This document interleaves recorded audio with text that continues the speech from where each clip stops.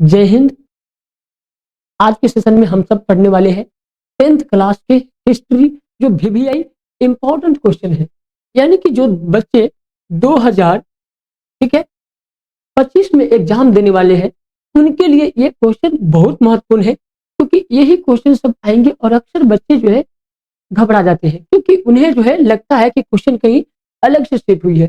तो ऐसा नहीं है बाबू, वो क्वेश्चन जो है कहीं ना कहीं जो है आपके ही चैप्टर से सेट हुआ रहता है। बस क्वेश्चन को थोड़ी सी उसकी मार्मिक चीजों को थोड़ा सा कन्वर्ट किया गया रहता है जो आपको टफ लगता है। जैसे क्वेश्चन नंबर 1 देखिए, किस देश का हंगरी पर पूर्ण आधिपत्य था?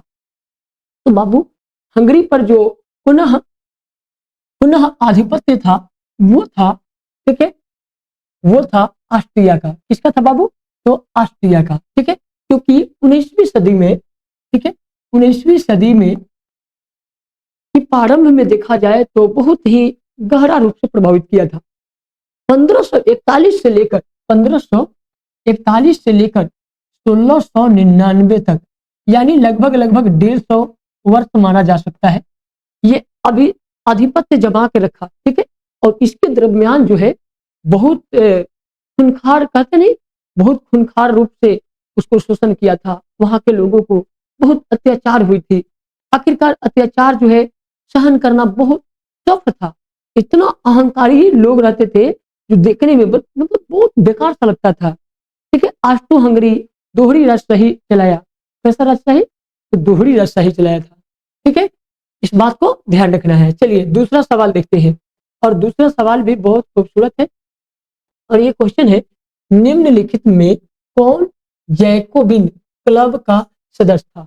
तो देखो बाबू ध्यान रखना है, जैकोबिन क्लब का जो सदस्य था, ठीक है, वो छोटे छोटे दुकानदार, कारीगर, शिल्पकार, हस्तकार, ठीक है, उसके अलावा जो है बहुत सारे मजदूर, ठीक है, किसान, और उसके अलावा फैक्ट्री में काम करने वाले किरानी, ठीक है, उसके अलावा अर्थव्यवस्था के लिए जहां से भी जिन लोगों को जिस रूप से मिला, ठीक है, उस रूप से उन्होंने अपना भरण करने के लिए पैसे कमा रहे थे, ठीक है। और पैसे कमाने के लिए न जाने आज के जमाने में हम लोग देखें तो हमारे देश में कितनी दर्द होती है। कभी देखिए नाले में लोग जो है नाले की में डूब करके उसे सफाई करते हैं, फिर पैसे कमाते हैं। मतलब मजदूर खेती बाड़ी करते हैं, कितनी टफ होती है। उस तरह से जैकोबिन क्लब में जो है किसान मजदूर को, छोटे छोटे शिल्पकार को, सबको जो है शामिल किया गया था, ठीक है। और ये शामिल करने का जो उद्देश्य था वो उद्देश्य था कि सभी को आर्थिक रूप से सहयोग हो, ठीक है। छपाई करने वाले, शिल्पकार लोग, कढ़ाई करने वाले, ठीक है, ये सब लोग भी, रंगाई करने वाले, पुताई करने वाले, पेट्रो बनाने वाले, ठीक है, अनेक प्रकार के शिल्पकार बनाने वाले, सभी दैनिक रूप से जो शिल्पकार होते थे कि दिन भर काम करेंगे और फिर जो है हम शाम को तनख्वाह या पैसे लेकर के परिवार चलाएंगे, ऐसे लोग जो है उसमें काम करते थे, ठीक है। तो उसके उसमें जो है मुख्य रूप से देखा जाए तो भूमिका जो निभाते थे, वो भूमिका जो है, ठीक है, वो जैकोबिन का था, और उसमें टीपू सुल्तान जी का भूमिका भी महत्वपूर्ण था, ठीक है। तो जैकोबिन क्लब का सदस्य जो माना गया है वो टीपू सुल्तान को, ठीक है, टीपू सुल्तान को। इसके अलावा जो है आपके पास जो ऑप्शन आ सकता है वो आ सकता है मैक्सिमिलियन रॉब्सपियर का भी, मैक्सिमिलियन रॉब्सपियर, ठीक है बाबू, याद रखना रॉब्सपियर का भी ऑप्शन आ सकता है। अगर ये ऑप्शन रहता तो उस पर टिक करते, लेकिन वो ऑप्शन है ही नहीं, ठीक है। तो option number A exact right है। चलिए तीसरे सवाल को देखते हैं, और तीसरा सवाल जो है, हीगल कहाँ का दार्शनिक था? तो हीगल जो था वो जर्मन के दार्शनिक था, ठीक है बाबू। कहाँ के दार्शनिक थे? तो जर्मन का दार्शनिक था। नेक्स्ट एक क्वेश्चन है, और वो है कार्बोनरी, ठीक है, कार्बोनरी तो उग्र राष्ट्रवादी संगठन है। इस बात को भी ध्यान रखना है बाबू, एग्जाम में पूछा जाएगा कार्बोनरी क्या है, और ऑप्शन में रहेगा उग्र राष्ट्रवादी संगठन, ठीक है, शांति राष्ट्रवादी संगठन, ठीक है, और सत्यवादी राष्ट्रीय संगठन। तो ऐसा भी ऑप्शन आ सकता है, ठीक है। इस नामक गुप्त संस्था की स्थापना, ठीक है, किस देश में की गई? तो देश जो था वो है फ्रांस, ठीक है। इसकी स्थापना कहाँ किया गया? तो फ्रांस में किया गया। ठीक है, चलिए फ्रांस में किया गया था, लेकिन बाद में जो है एक और बात याद रखना, ठीक है, फ्रांस के अलावा जो है उसमें इटली का योगदान रहा। ठीक है, तो आप इटली पे ही टिक करेंगे तो भी एग्जैक्ट राइट है। ठीक है, तो ये ऑप्शन को सेट करने में भी गड़बड़ी किया गया है। ठीक है, आप ध्यान रखिएगा। चलिए नेक्स्ट सवाल को देखते हैं। नेक्स्ट सवाल है, कार्बोनरी की स्थापना किस वर्ष हुई थी? तो कार्बोनरी की स्थापना जो हुआ 1830 ईस्वी में हुआ था। ठीक है, कार्बोनरी की स्थापना 1830 ईस्वी में। नेक्स्ट है, सेल्स बिग और होल्स्टीन, होल्स्टीन का संबंध किस देश के एकीकरण से है? तो एकीकरण जो है वो जर्मनी के एकीकरण से है। ठीक है, जर्मनी के एकीकरण से है। नेक्स्ट सवाल को देखते हैं, और ये सवाल है, इटली एवं जर्मनी के एकीकरण के विरुद्ध कौन देश था? विरुद्ध मतलब उसके खिलाफ में। ठीक है, विरुद्ध का मतलब याद रखना है खिलाफ होता है। ठीक है, खिलाफ। ठीक है, तो उसके खिलाफ में जो था वो था रूस। ठीक है, रूस था। एक बात भी याद रखना है, रूस जो है एक बड़ा शक्ति संपन्न देश है। ठीक है, और मालूम ही होगा छोटी भर की बाछी या कुतुब गेल गाछी या कुतुब गेल गाछी, तो नाम सुनबे किए होंगे। वही हुआ कि रूस पर जो है, ठीक है, जापान ने कब्जा कर लिया था। अब जापान देखिए कितना छोटा देश, और इस पे जो है ना माने हमला कर देता है। ये कितनी दर्दनाक बात है, ऐसी कभी नहीं हो सकती थी लेकिन हुआ। ठीक है, सन 1870 में फ्रांस और प्रशा के बीच युद्ध कहाँ हुआ था? ठीक है, तो ये युद्ध जो हुआ था वो फ्रैंकफर्ट में हुआ था। ठीक है, फ्रैंकफर्ट की संधि भी 1871 में हुआ था, ये भी बात याद रखना है। ठीक है, 1871 में इसकी समझौता हुआ। ठीक है, चलिए नेक्स्ट सवाल को देखते हैं। नेक्स्ट सवाल 10 नंबर है, फ्रांस के किस राजा ने कहा था अंग्रेजी राजा की भांति शासन करने की अपेक्षा लकड़ी, ठीक है, काटना अधिक पसंद करूंगा? ठीक है, तो ये बात जो कहा था वो लुई नेपोलियन ने कहा था। ठीक है, लुई नेपोलियन ने कहा था कि कब्जा करने से अच्छा है, ठीक है, कि हम लकड़ी काटना ही पसंद करेंगे। ठीक है, अंग्रेजी राजा की भांति शासन करने की अपेक्षा लकड़ी काटना पसंद है, क्योंकि अंग्रेज ने फूट डालू शासन करो की नीति लगाकर कहीं ना कहीं भारत वाले का शोषण किया, भरपूर शोषण किया। लेकिन एक बात हमारे देश की थोड़ी सी कमी है कि हमारे देश में लोग ना आपसी धर्म और जाति व्यवस्था में लिपट कर रह जाते हैं। अगर मध्यकाल में देखा जाए तो मध्यकाल के भारत में कहीं ना कहीं हमारे देश में ज्यादा धार्मिक सहिष्णुता की ओर लोगों का फोकस था। ठीक है, और विदेशी आक्रमणकारी जब हमारे देश में आए तो यहाँ के लोगों को देखे कि अपने अपने धर्म में सभी लोग जो है लिप्त हो रहे थे।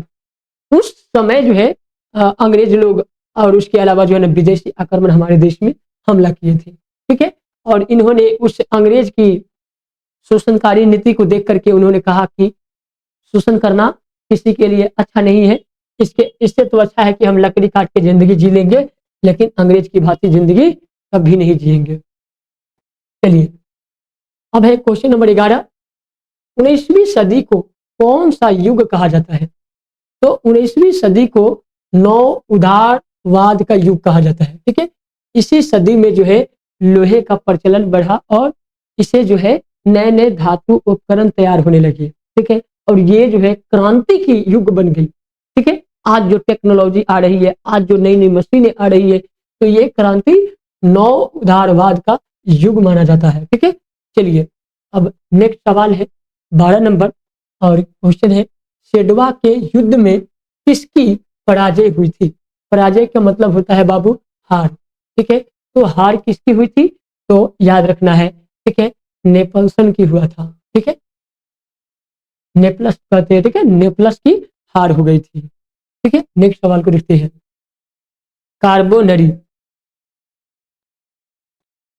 ठीक है, कार्बोनरी, ये जो क्वेश्चन है बहुत इंपॉर्टेंट है। ठीक है, कार्बोनरी है, तो कार्बोनरी क्या है बाबू? कार्बोनरी जो है वो है, ठीक है, ऑस्ट्रिया का संगठन, जर्मनी में बिस्मार्क का संगठन, ठीक है, और इटली में क्रांतिकारियों का संगठन। तो ये भी सही है, ये भी सही है और ये भी सही है। तो इसका मतलब होगा उपयुक्त में से कोई नहीं। ठीक है, तो ये जो है इटली कार्बोनरी के विरुद्ध में रहता था। ठीक है, सही तो तीनों है, लेकिन इसका ये खिलाफ है, ये भी खिलाफ है, ये भी खिलाफ है। खिलाफ का मतलब विरोध करने वाला, तो कभी भी विरोधी को शामिल करेंगे नहीं, तो उपयुक्त में से कोई नहीं। ठीक है, इसमें से कोई नहीं ही एजेक्ट राइट होगा। ठीक है, यानी कि option number D exact right.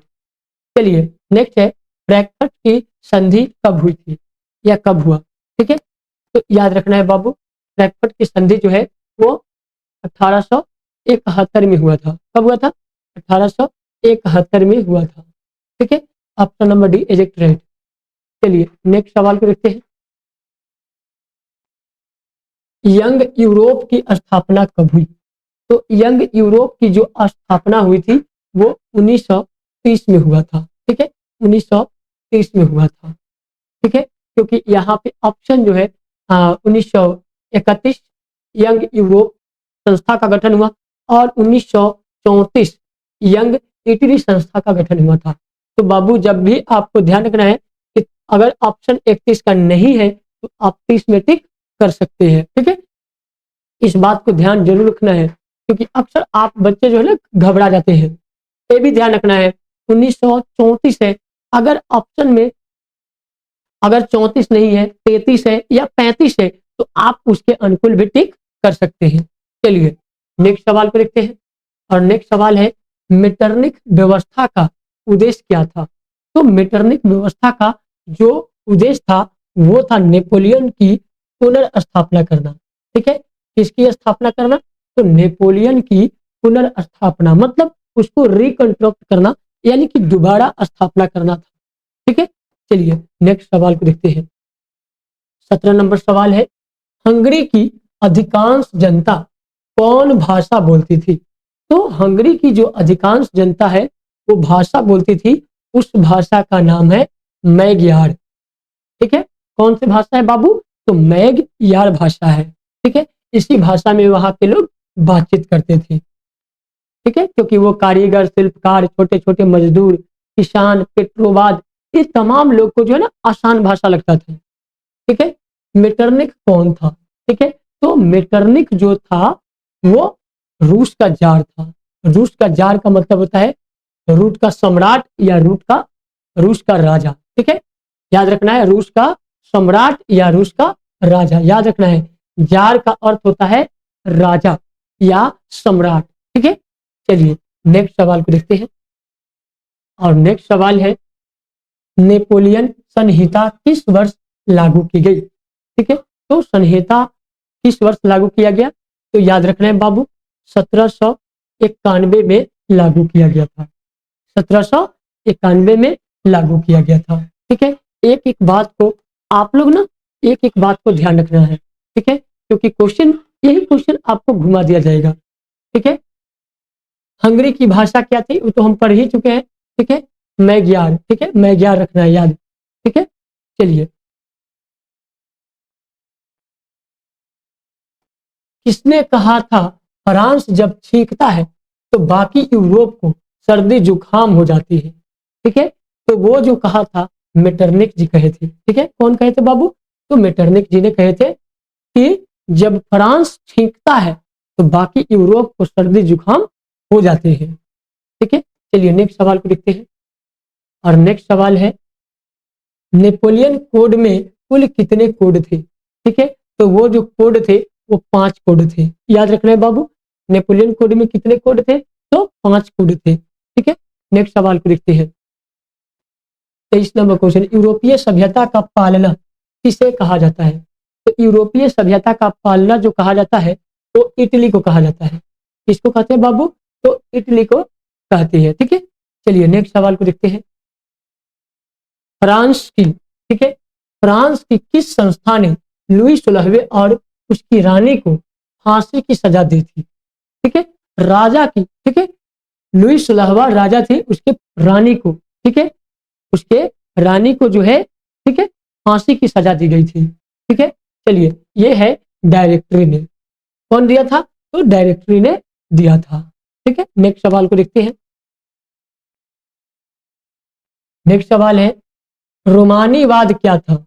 ठीक है, तो रोमानीवाद जो था वो एक धार्मिक क्रांति है। ठीक है, क्या था भाई? तो रोमानीवाद क्या था? और एग्जाम में आ जाएगा रोमानीवाद का अर्थ क्या है। ठीक है, और रोमानीवाद का विशेषता क्या है। ठीक है, इसका मतलब क्या है। ठीक है, तो क्वेश्चन आप ध्यान रखिएगा, एक धार्मिक क्रांति है। ठीक है, चलिए नेक्स्ट सवाल है, एक्ट ऑफ यूनियन किस वर्ष पारित हुआ? ठीक है, तो एक्ट ऑफ यूनियन जो है वो 1707 में पारित हुआ था। 1707 में पारित हुआ था। चलिए हम नेक्स्ट सवाल को देखते हैं। काउंट काबूर, जिसको काबूर के नाम से भी जाना जाता है। ठीक है, तो काबूर को कौन था? तो काबूर जो था, काबूर जो था वो, ठीक है, जर्मनी का मंत्री था।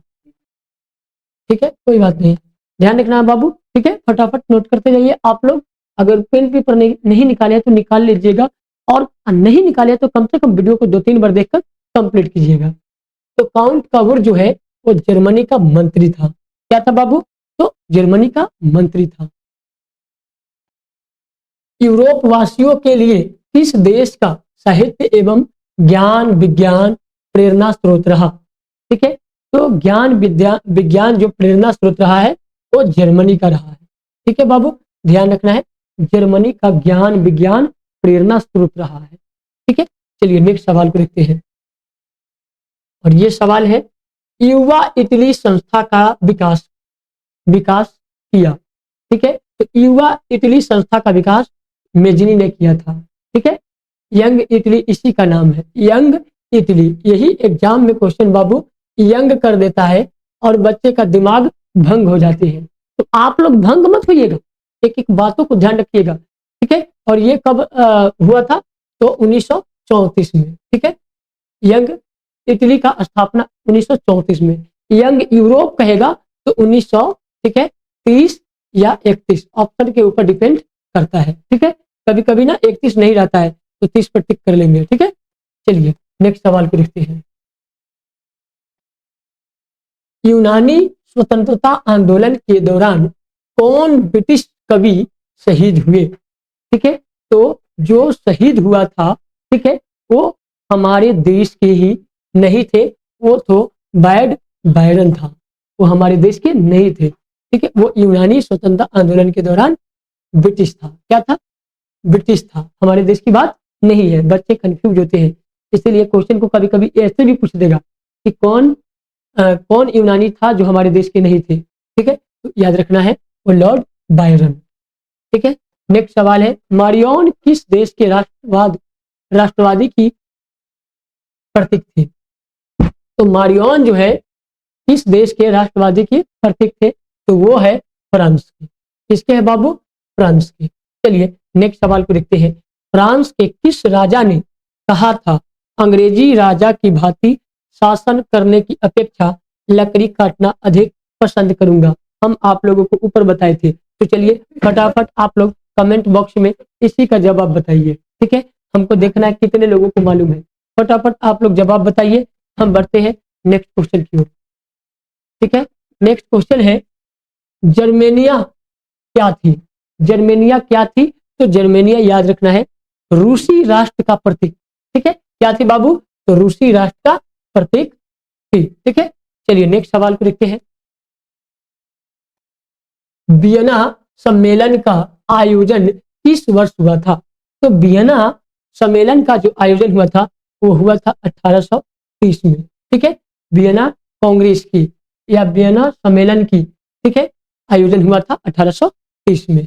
चलिए नेक्स्ट सवाल को देखते हैं, और नेक्स्ट सवाल बहुत ही खूबसूरत है, फ्रांस के किस राजा ने कहा था, अंग्रेजी राजा की भांति शासन करने की अपेक्षा लकड़ी काटना अधिक पसंद है? तो हम आप लोगों से सवाल किए थे, आप लोग कमेंट में नहीं बताए, बहुत लोगों ने छूट गए हैं। चलिए तो हम बताते हैं, कौन थे बाबू? तो वो थे नेपोलियन, पापा के नाम से जाने जाते थे। ठीक है, नेपोलियन पापा के नाम से वो जाने जाते थे। ऐसा ऑप्शन भी देखने को मिलेगा। ठीक है, चलिए जर्मनी एवं इटली के एकीकरण के समय, फ्रांस नहीं बाबू, फ्रांस है। ठीक है, फ्रांस का शासन कौन था या शासक कौन था, राजा कौन था? तो विलियम प्रथम थे। ठीक है, विलियम प्रथम उस समय के राजा थे। चलिए नेक्स्ट सवाल, किस देश का हंगरी पर पुनः आधिपत्य था? तो आप लोगों ने 1 नंबर क्वेश्चन को ही पढ़ चुके हैं, ठीक है। तो वो किसका है बाबू? ठीक है, वो ऑस्ट्रिया का है। क्या है? ऑस्ट्रिया का है। चलिए, आप लोग ये भी क्वेश्चन पढ़ चुके हैं, ठीक है, आप लोग ये भी क्वेश्चन पढ़ चुके हैं, रिवीजन करिए, यही बहुत इंपॉर्टेंट क्वेश्चन है। जो क्वेश्चन को 2 बार दिया गया है इसका मतलब है वो बहुत इंपॉर्टेंट है, इसलिए उसको रिपीट किया गया है। तो कार्बोनरी क्या है? कार्बोनरी जो है उपयुक्त में से कोई नहीं है, ठीक है। न ही ऑस्ट्रिया का संगठन है, न ही जर्मनी में बिस्मार्क का संगठन, न ही इटली में क्रांतिकारियों का एक संगठन है, ठीक है। चलिए नेक्स्ट सवाल को देखते हैं। और नेक्स्ट सवाल है, 1789 की क्रांति के समय फ्रांस का सम्राट था, ठीक है। तो सम्राट जो था वो था लुई, ठीक है, 15वां, ठीक है। 1789 में फ्रांस की क्रांति हुई थी, ठीक है। वही क्रांति जो है, ठीक है, बहुत बड़ी क्रांति हुआ था फ्रांस में, और वो क्रांति जो है देखकर, ठीक है, सभी देश अपना अपना जो है संविधान बनाने लगा, लोकतंत्र की बहाल करने लगे, ठीक है। 1776 में, ठीक है, अमेरिका यानी कि यूएसए जो है आजाद हुआ था, और 1789 में उसका संविधान भी बनकर तैयार हो गया, और दुनिया का सबसे छोटा संविधान यूएसए का बना, यानी कि अमेरिका का बना, ठीक है। और भारत की संविधान दुनिया की सबसे बड़ी संविधान है, ठीक है। चलिए नेक्स्ट सवाल को देखते हैं। और नेक्स्ट सवाल है, फ्रांस की महिलाओं को मताधिकार प्राप्त हुआ। तो मताधिकार जो प्राप्त हुआ 1945 में, ठीक है, 1945 में, ठीक है। चलिए नेक्स्ट सवाल को देखते हैं। 19वीं सदी को 19वीं सदी को कौन सा युग कहा जाता है? तो 19वीं सदी को जो कहा जाता है वो पूंजीवाद का युग कहा जाता है। किस वाद का युग बाबू? तो पूंजीवाद का युग कहा जाता है। एग्जाम में ये भी आ जाएंगे बाबू, पूंजीवाद क्या है? तो पूंजीवाद वैसी व्यवस्था को कहते हैं जिसमें उत्पादन निजी लाभ के लिए किया जाता है और उसका स्वामित्व जनता के लिए सरकार को दिया जाता है, तो उसे पूंजीवाद कहा जाता है, ठीक है। अब नव उदारवाद का युग क्या है? तो नया स्वतंत्र युग, उदारवाद का मतलब स्वतंत्र युग होना चाहिए, ठीक है। चलिए नेक्स्ट सवाल को देखते हैं। यूनान को स्वतंत्र राष्ट्र घोषित किया गया, ठीक है। तो यूनान को जो स्वतंत्र राष्ट्र घोषित किया गया था 1832 ईस्वी में, ठीक है, 1832 ईस्वी में। नेक्स्ट सवाल है, जर्मन राइन राज्य का निर्माण किसने किया था? तो निर्माण जो किया था नेपोलियन तृतीय ने किया था, नेपोलियन तृतीय ने किया था। चलिए नेक्स्ट सवाल है, ये भी सवाल आप लोग पढ़ चुके हैं, इसको रिपीट कर लेते हैं। कार्बोनरी का अर्थ क्या है? उग्र राष्ट्रवादी का संगठन। इस नामक गुप्त संस्था की, ठीक है, स्थापना किस देश में की गई थी? ठीक है, तो ये जो है वो देश की बात किया जाए, ठीक है, तो वो जर्मनी में हुआ था, ठीक है बाबू। आप ना थोड़ा सा ध्यान रखिएगा, ठीक है। हाँ, क्योंकि एक एक क्वेश्चन बहुत इंपॉर्टेंट है। ध्यान कहते हैं ना, ध्यान भटका तो बबुआ एग्जाम में अटका, ठीक है। आटो को निम्नलिखित में कहाँ का राजा घोषित किया गया था? ऑटोमन साम्राज्य, ठीक है, तो उसको जो है यूनान का, जिसको आटो बोलते हैं, यूनान का राजदूत घोषित किया गया था। लाल कुर्ती का गठन किसने किया था? ठीक है, तो लाल कुर्ती का जो गठन किया था वो गैरीबाल्टी ने किया था, ठीक है। नेक्स्ट सवाल को देखते हैं। और नेक्स्ट सवाल जो है, विलियम प्रथम कहाँ का शासक था? तो विलियम प्रथम जो है वो ऑस्ट्रिया के, ठीक है, ऑस्ट्रिया के ही राजा थे, ठीक है। शासक मतलब राजा या जार भी कह सकते हैं। रूस में राजा को जार कहते हैं, ठीक है। जर्मनी का एकीकरण कब पूरा हुआ? तो जर्मनी का एकीकरण जो पूरा हुआ वो 1848 में पूरा हुआ, ठीक है। और जर्मनी के एकीकरण की शुरुआत जो माना जाता है 1815 से, ठीक है। 1815 से लेकर 1848 के बीच के काल अवधि को मेटरनिक युग भी कहते हैं। कौन युग? मेटरनिक, ठीक है, मेटरनिक युग भी कहा जाता है, ठीक है। तो आप लोग ये भी समझ गए होंगे। चलिए नेक्स्ट सवाल को देखते हैं। और नेक्स्ट सवाल है, जर्मन राइन राज्य का निर्माण किसने किया था? ठीक है, तो जर्मन राज्य राइन का निर्माण जो है बिस्मार्क ने किया था।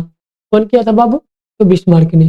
बिस्मार्क क्या था? ठीक है, अगला क्वेश्चन है 50 नंबर, बिस्मार्क क्या था? तो बिस्मार्क जो था वो कवि था। क्या था?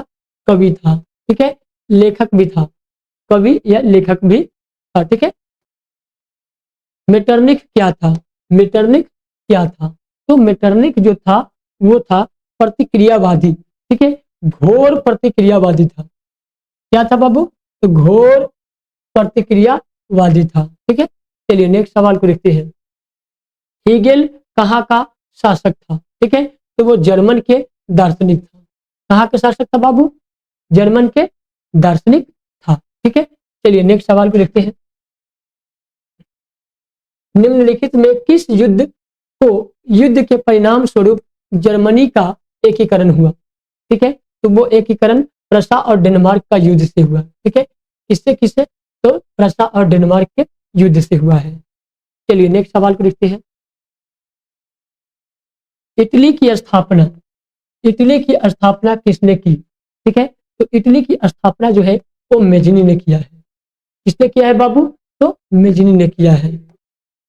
चलिए नेक्स्ट सवाल है, जर्मनी एवं इटली के एकीकरण के समय फ्रांस का शासक कौन था? इसको याद रखिएगा बाबू, फ्रांस है। ठीक है, तो फ्रांस का जो शासक था विक्टर इमैनुअल है। ठीक है, कौन है बाबू? Victor Emmanuel.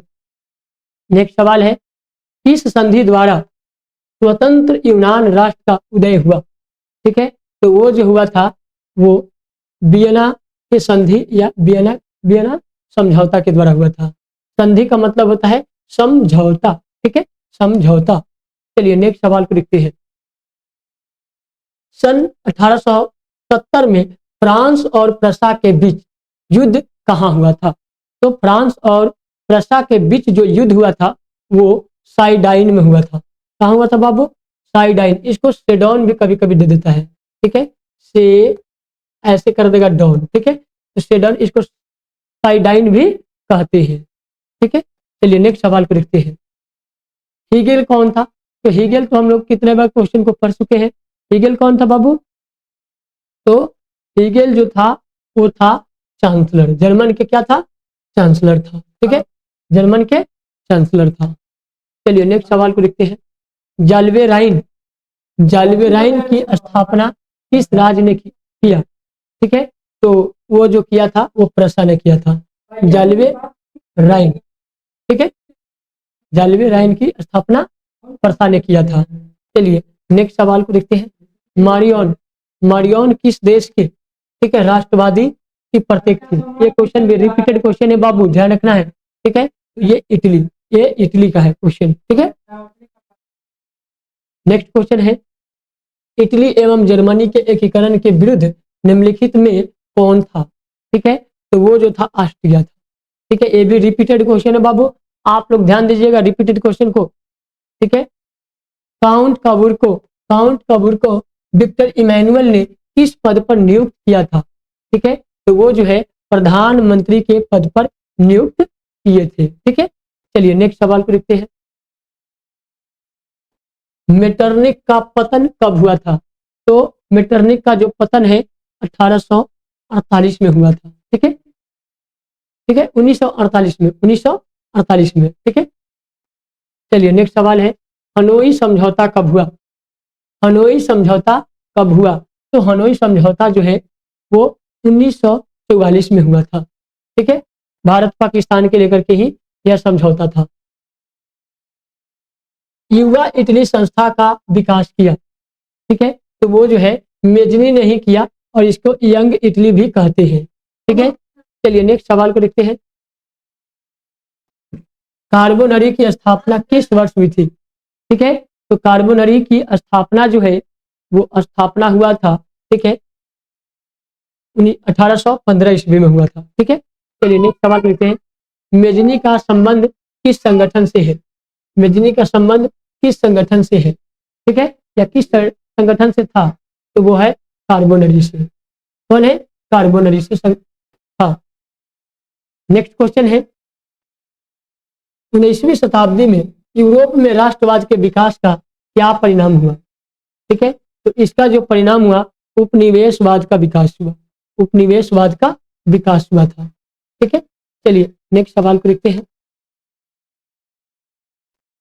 बिस्मार्क किस विद्वान की विचारधारा से प्रभावित था? तो वो जो विचारधारा था हीगेल। ठीक है, हीगेल के विचार से प्रभावित थे। ठीक है, चलिए हम 70 नंबर क्वेश्चन को देखते हैं।